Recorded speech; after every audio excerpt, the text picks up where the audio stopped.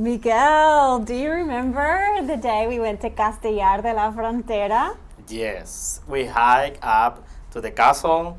It was a beautiful day. It was. It was a gorgeous day. It was a bright blue sky, and it was so clear. You could see across the way, all the way to Africa, clearly. Yes, it was an incredible view of the beaches of the Atlantic coast, like Bologna. Do you remember Bologna? Yes. To the right, the rock of the Gibraltar. Yeah. Yeah. And then you can see also how the Atlantic meets to the Mediterranean Sea too. Yeah. It's a very curious area, and it's just I love Castellar de la Frontera because it's just so interesting because it was built way back in the medieval times, and then so many different civilizations used it as a fortress because it was up so high and you could see everything from there. Definitely feel like to step back in the time. As you walk through the tiny windy street or the imagine of the story that happening there. Can you imagine this situation? Yeah, you really feel like you step back in time, and the streets are so with are the so, flower, so tiny. the flower in the window. Yeah, Yeah. it's very picturesque. Did you say something before about the beach at Bologna? Yeah. Yeah. Why is that beach really special? Right. It's beautiful. It's incredible because it's the home of the Roman town of the Bailo Claudia. So this is the ruin, very unique ruin because it's in the border of the beach. And what's it called again? Bailo Claudia. Bailo Claudia. Yeah. And So how far is Bologna from Castellar? It's less. Do you have a picture here? Yeah. Let's see. It's less 1 hour. Oh, yeah, there it is. It's less 1 hour. It's 45 minutes from Castellar. Oh my gosh. So, okay, that's really crazy. So you can be in Castellar for breakfast, where the Muslims had the fortress right there. And then you go 45 minutes down the coast and you can have your lunch by the Roman ruin. Yeah, I told you that this is the ruin is in the beach. The city was established under the rule Emperor Claudius. Its location is because they found very productive fishing area, and then it's a strategy for the trade for the Roman too. But today you can still visit the remains of the forums, bath, aqueductus. Yeah. So do you remember this? I totally remember. And the large fish salting factory. Yeah, that's what I remember. The first or the most important salting factory for all the Roman emperors. Yeah, that was that definitely stood out to me. I remember the fishing baths where they would salt the fish there next to the beach. There. Yeah. And I mean, the fish in this area, especially the tuna, is amazing. This area is really well known for the atún rojo, or red tuna, which in English I think is the bluefin tuna. And I'm just, wow, now I'm talking about food. And now I'm remembering our lunch. Yeah, we visited the ruin, and then there was a restaurant right there that we looked out, and the beach was white sand, emerald green water, and then we had the columns of the Roman ruin right there at our back. Yeah. And we ordered a very famous dish in Cádiz, papa aliñá. Yeah, this is very, very typical from this area too. And it's famous because they also put the atún rojo, the red tuna that's native to that area right there, on the top of this Spanish. Well, it's more of a Cádiz style potato salad, and then the red tuna is right on the top of it. Yeah. It's amazing. Yeah, tuna is this is the reason that the Roman coming to there, because the tuna coming from the Atlantic and go to the Mediterranean. So this is in this area they use a technique that the name is almadraba. That is very unique technique that is involved to catching the tuna. Uh-huh. Okay, What do they do? with the fixed nets. Fix nets. Yeah, fish nets. They create the network, and the tuna coming, and then in the fish net is the how do you catch the It's tuna? like a maze, and Yeah. they get into the nets. Yeah, Yeah, and it's called, what's it called again? The technique? almadraba. Almadraba. This is Almadraba. the Roman. Yeah, yeah. So yeah, this is the unique process. Papa leña is very famous. That I love it. I know you like it. I love papaliña. And what else did we have that day? We had the papaliña with atún rojo, and then Do you remember the cheese that I love it and you love it? Payoyo. We discovered the cheese payoyo there. payoyo. Yeah. I love to say this word. I love it, the cheese too. Payoyo. Yeah. Queso payoyo. Yeah. Yeah, the payoyo cheese is really famous. It's become very famous, and it's won a lot of international prizes. It's really become a very gourmet product from this area, and it's called payoyo, right? Because that's the name of the goat. Yeah. The payoyo goat It's the race. of is the goat that they use to make this cheese. Yeah. And they make it. It's in the mountainous areas In the of mountain that Cadiz. is 45 minutes too. For another 45 minutes from Bologna, Yeah. and then what's the name of the town where they make it? Villaluenga. Villaluenga. Del Rosario. Villaluenga de Rosario, and then the people that are from there, they call them los payoyos. Payoyo too. For the cheese. Right. Yeah. This cheese is. It's definitely become a gourmet cheese in the world. You remember that for me it was very difficult to find here because it's very expensive too. Yeah. But you remember that we order another meat that you like it? Retinta. Yes. Retinta beef. Retinta beef is a unique too. Why? Because it refers to the color of the cow. Okay. This cow roam free along the coast, and the unique taste of the beef from the grass and the grounds so close to the ocean. So this is the Okay, so they live. this cow, this is my kind of cow. Yeah. The cow that lives at the beach, Yeah. right? So this is the reason that So the tell me flavor again, is different. What does retinta mean, actually? Retinta is mean tinto is mean red, and retinta is the double red Yeah, color. it's like double red. Yeah. Double red. This So beef. it's very, very intense color. Yeah, And the flavor is very unique too. And the flavor is unique because they graze the grass that grows so close to the coast. Yeah. So it gives the beef a very special flavor. Yeah.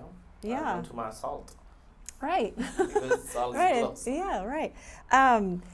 So that's really interesting because that's making me think about something else. So the retinta beef is unique because of the soil. What else uniquely grows in the soil of Cadiz? Grapes. Grapes. Yeah. Grape. The only wine that can be called cherry came from Jerez de la Frontera. Mean cherry too in English, which is about 45 minutes from Bologna.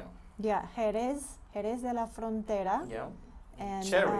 yeah, you can visit the different bodegas there, and you can do tastings Mm-hmm. of the different types of sherry. Yeah. Yeah, I never knew that like sherry can only be called sherry if it comes from Jerez. Yeah. Yeah. Yeah. Cherry is typically a dry wine, but I like the sweeter ones. I do too. I like the sweeter ones. I like the Pedro Jimenez. Yeah, this is That's very, very sweet. the variety of the grape. Yeah. It's more of a dessert wine, right? Yeah. But you also like the fino. Yeah, Fino remind me is a snack is in the time For tapas tapa or before lunch. before the lunch, and you drink it really cold, right? Yeah.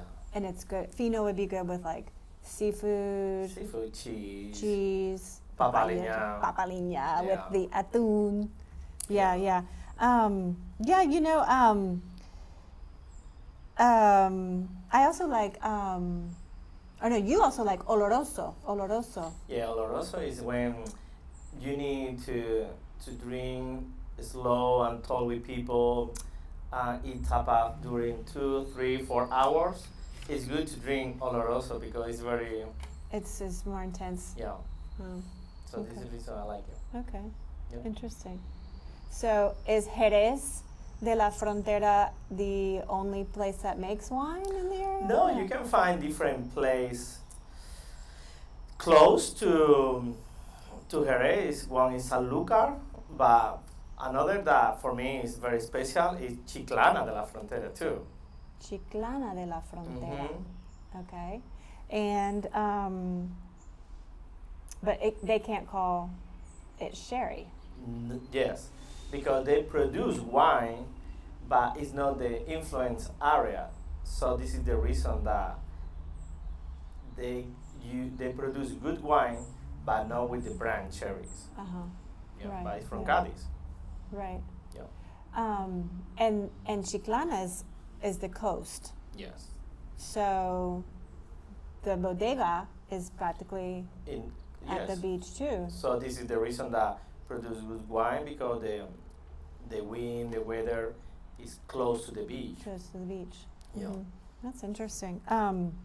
So we talked about Castellar de la Frontera, Mm-hmm. Jerez de la Frontera, and now Mhm. you talk about Chiclana de la Frontera. Mm-hmm. What does this de la Frontera mean at the end of these towns? This is the border, and you ask the border for what? Is between the reconquest between Christian and Muslim. The Mhm. Christian go and increase the territory, and then this is the every territory that they won was the frontier or the border with the During the Muslim. Reconquest. Yeah. Yeah.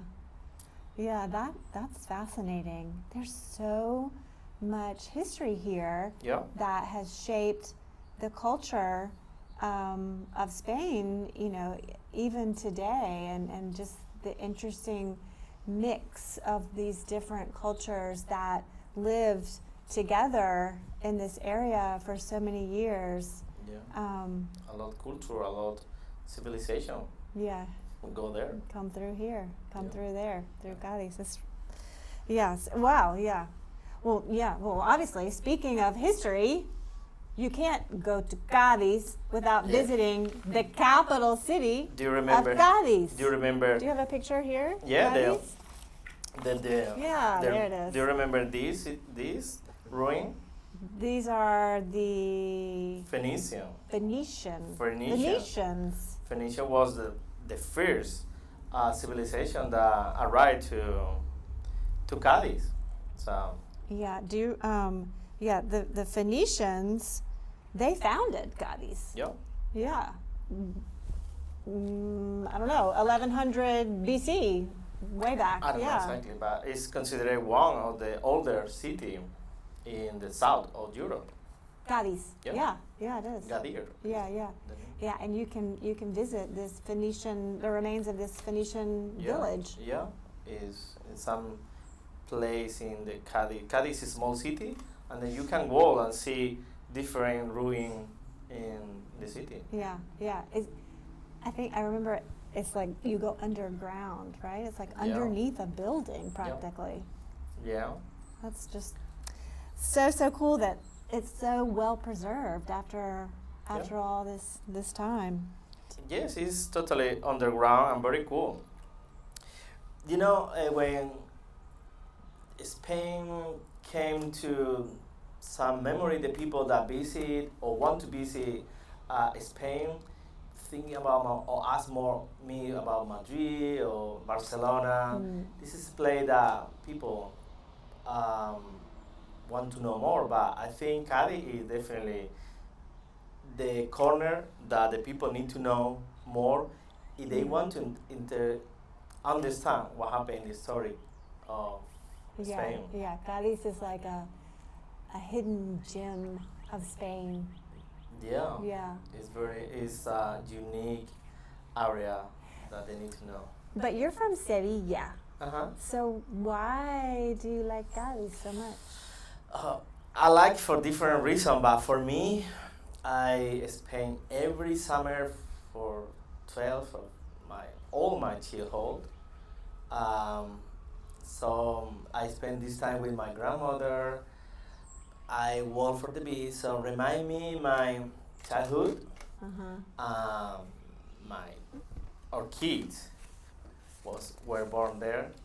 So this is my small safe place that I enjoy a lot. And for you?